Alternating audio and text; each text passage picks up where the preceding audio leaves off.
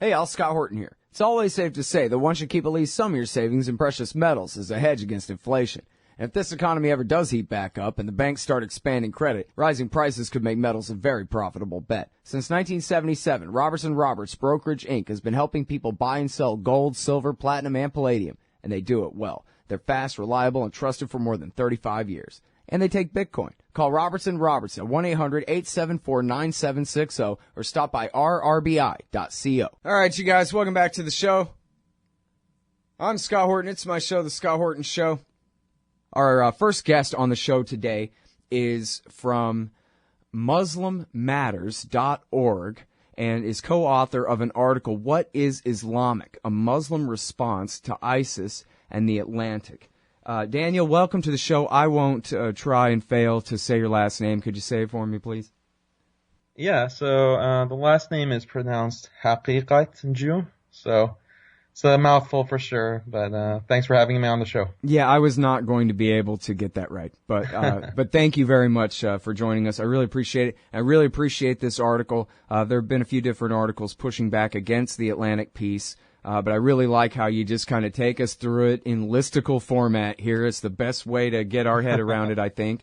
Yeah. Why not? So I guess, first of all, if you could, please tell the people very briefly about this article in The Atlantic by Graeme Wood, what ISIS really wants, and then we'll get to the objections here.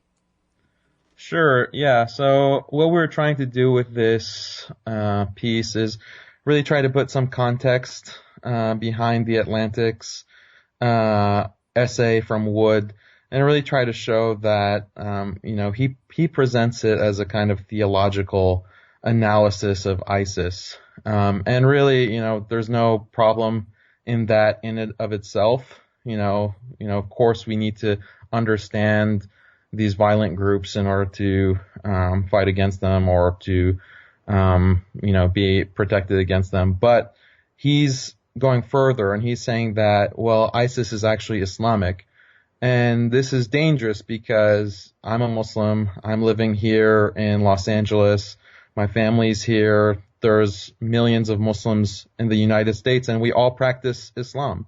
So if you're telling the people, the American people at large, that, look, this violent criminal group is actually following the teachings of Islam, then that raises a lot of suspicion about Muslims here, and it's dangerous. It's breeding Islamophobia. We saw a lot of hate crimes recently directed against American Muslims, and also in Europe and France, a lot of violence directed toward our communities. So this is dangerous. It's alarming.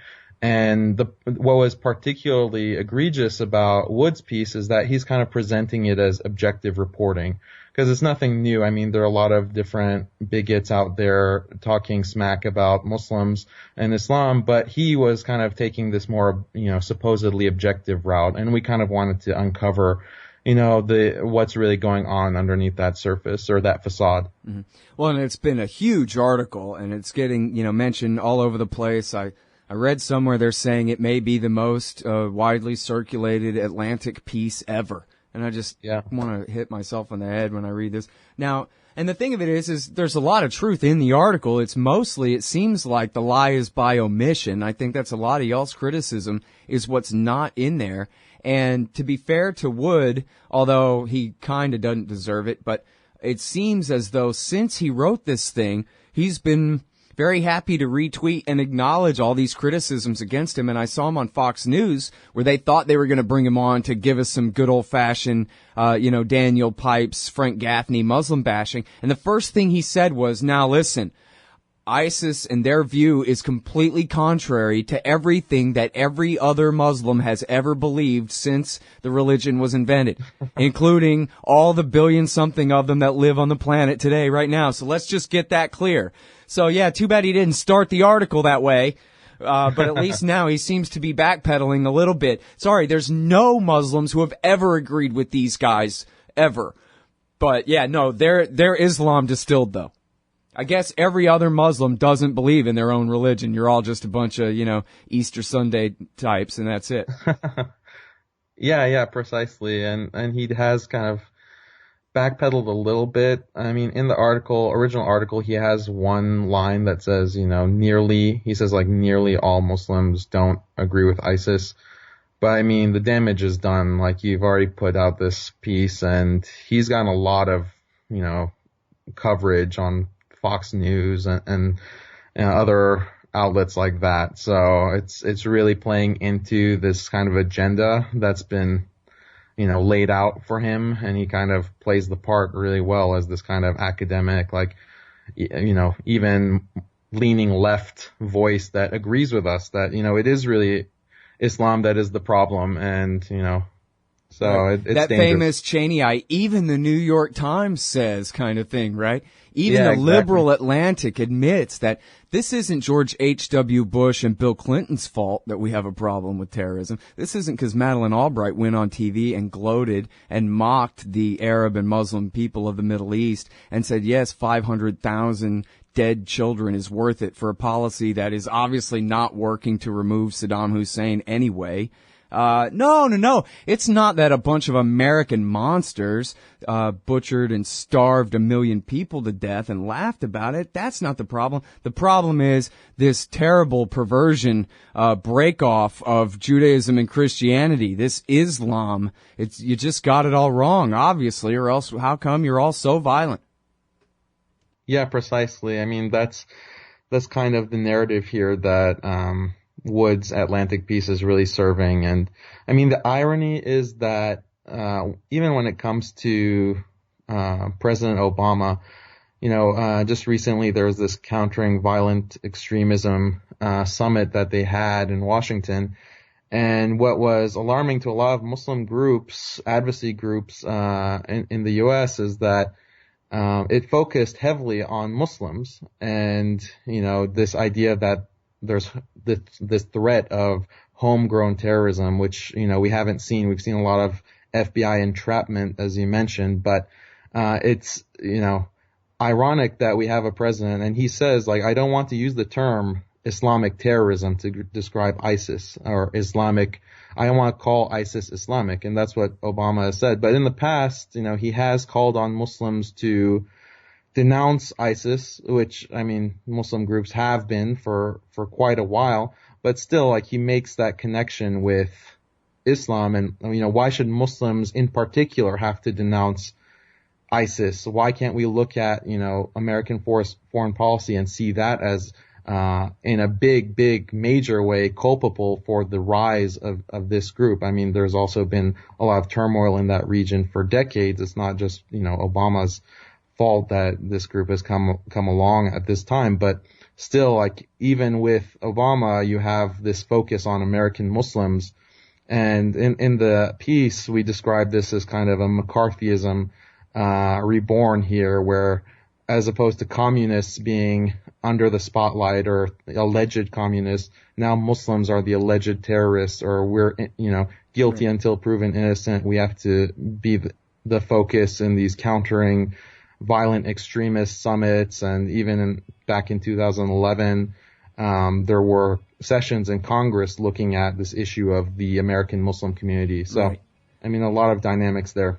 All right, yeah, and that's a great place to pick this interview up on the other side of this break. We're talking with Daniel H. from MuslimMatters.org. We'll be right back.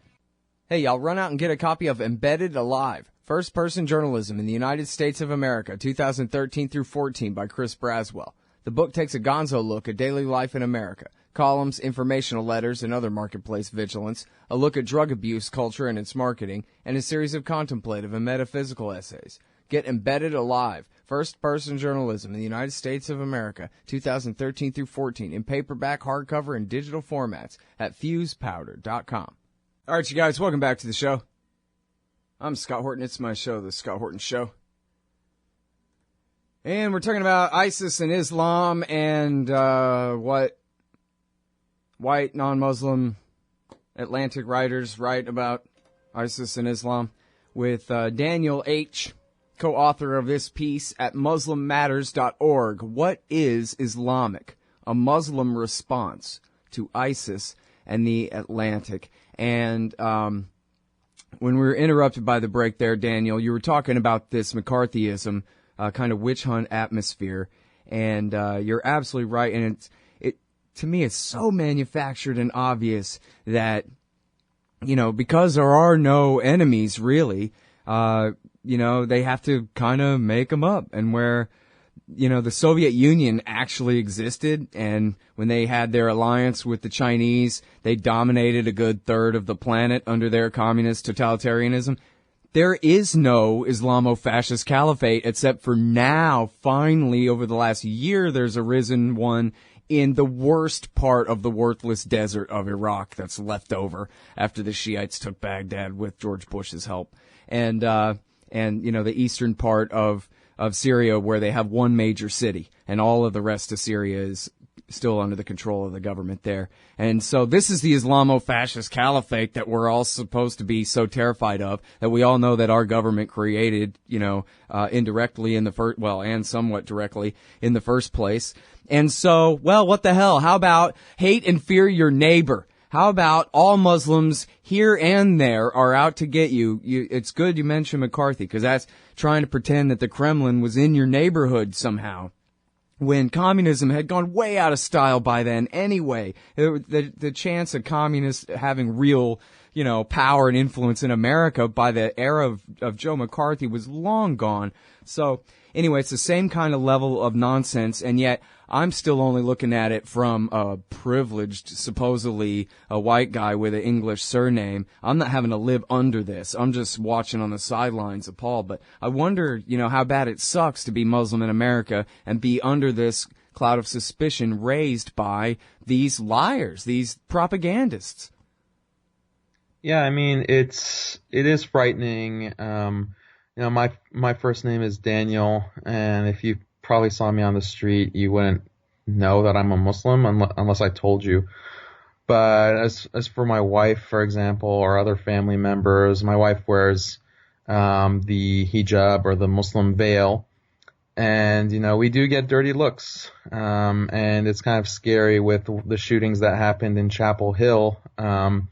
Pretty much, it seems clear as a hate crime that Craig Hicks, the shooter, was, upset, or he was angered by the fact that the husband and wife, the wife was wearing the veil, the Muslim veil, and that enraged him, and he went on this kind of shooting rampage. That was a terrible tragedy, and it really rocked the American Muslim community. And so, we have to worry about, look, is there anyone following us? Is anyone, trying to keep tabs on us? It's very frightening. And, other groups have gone through this before in the past. Look at World War II, Japanese internment. We haven't reached that level yet, thank God, for Muslims. But, there's, the discourse that's happening around us is very hatred, a lot of hatred, a lot of fear that's being peddled to the American people, and it's sad that your own neighbors can't look at you with suspicion. Well, and the whole thing is such a mess too, because, and especially if you're asking somebody who is even susceptible to this kind of propaganda to then discriminate in a careful way. They end up just attacking Sikhs, or, they don't realize, for example, most American Arabs are Christians, not Muslims. And most American Muslims are Asian, not Arabs. and this kind of thing, they just end up lashing out at people who've done nothing, or you end up with FBI agents targeting people who are from communities, like in the Lodi, California entrapment case, where the Pakistani community in Lodi had been there for generations, right? And then all of a sudden, they're treated as this alien presence, like they all just landed there from Mars or from, enemy land across the sea or something. And it was only because the FBI themselves had drummed up this fake crisis by infiltrating an informant into the community that it was minding its own business. Right, absolutely. And I think that it's just an example of pure racism. And people sometimes ask, well, Islam is a belief, it's a religion, it's not a race. How can you be racist against Muslims? Well, you see non-Muslims who look brown, who are brown and look Muslim, they're getting targeted. It's not like bigots are interrogating their victims as to what they believe. So it is, the manifestation, the ugly face of racism, that has plagued our country for centuries. Yep. Well, and it only takes a certain amount of the population to really believe in it, to kind of get everybody else to think that, well, there must be kind of something to it if they don't know anything about it. And, like you mentioned how often in the article you guys talk about how, organized, Muslim groups constantly denounce extremism and terrorism, and yet are constantly accused of never denouncing terrorism. And of course, it's all BS anyway, right? Like, your next door neighbor does something, you don't owe me an apology for that anyway. That doesn't mean anything anyway. But of course, right. People, the organized groups are doing everything they can to prevent themselves from being even further marginalized by trying to get out ahead of these accusations, but it still doesn't seem to do any good. Yes, that's the frustration, is that Muslim groups, even before 9/11, like even with the Oklahoma City bombing, there were Muslim groups that were denouncing that, as, an act of terrorism, even though that Muslims weren't involved with the Oklahoma City bombing. But even back then, Muslims have been constantly and regularly denouncing terrorism and this kind of egregious violence. But that message falls on deaf ears. And at some point it just becomes like banal. It becomes tiresome to engage in this kind of back and forth of, these accusations, unfounded accusations against Muslims, and then having to constantly apologize. It puts you again in this kind of psychology that you're always under suspicion, and that has major impact to, the psychological health of the American Muslim community. So we shouldn't, forget that aspect. And other, racialized minorities experience that as well. Mm-hmm. Well, you know what? Let me double back and try to play devil's advocate some more on this thing. Sure. There's this expert, Bernard Hakel, who says, and you quote him in here from the Atlantic article, saying that, hey, man, the people who deny that ISIS is, to their very bones Islamic, and Islam in practice, why? They're just basically lying about their own religion. They have a cotton candy view of their own religion, and that all of this stuff is straight out of the text. So, is that right? Is it not the case that, after all, Caliph Ibrahim has a PhD in Islam from Baghdad University, they say, and all of this. So, they sure call themselves the Islamic State. Maybe you're just, it's not your flavor of Islam, and so you're in denial and not willing to admit the, profound radical Islam fundamentalist extremism and terrorism going on here. What about that? Yeah, so this Bernard Hakel, he's from Princeton. He's an academic there. And one connection, or one interesting connection, is that, Bernard Lewis, one of the main intellects behind the Iraq invasion and one of the advisors to George W. Bush, was Bernard Lewis, also from Princeton. And so, sometimes we have experience with academics misguiding our foreign policy, but that's just a side note. But as far as Hakel here, he's taking a very academic approach to what Islam and what is Islamic, and he basically admits within that article, as well as other supplementary clarifications he made that were quoted in thinkprogress.com. Basically, he says, look, as far as I'm concerned as an academic, if you're a Muslim and you just cite anything within the religious text, that's all it takes to be Islamic. Like, from an academic perspective, you're Islamic. And so he's using this very loose, broad definition of what is Islamic.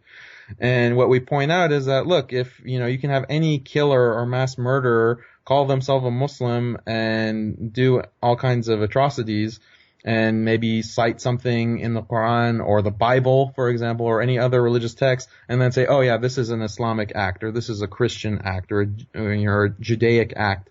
And we wouldn't buy that. It's not, that's not how we're using the term Islamic. When we say something is Islamic, we mean that it's, implied, or it's, the text and Islamic law is directing you to do this. And as it turns out, all Islamic scholars, not just in the West, but even in the Arab world, in all over Asia, have denounced ISIS and said that, what you're doing is not in accordance with Islamic law.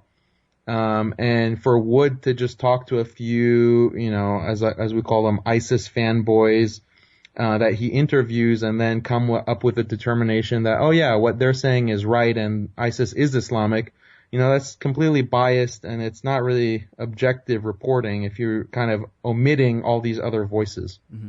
Yeah, in fact, even in the article at the beginning, although he doesn't really develop the argument, or he kind of denies the importance of his own point, he compares ISIS and their view of Islam to sort of the Branch Davidians' view of the Bible, and not that they were murderers, they only defended themselves, but he's just saying no one would claim that just because David Koresh, has even memorized massive parts of the Bible, that means that he gets to be the expert on telling what the rest of the world what Christianity is and means.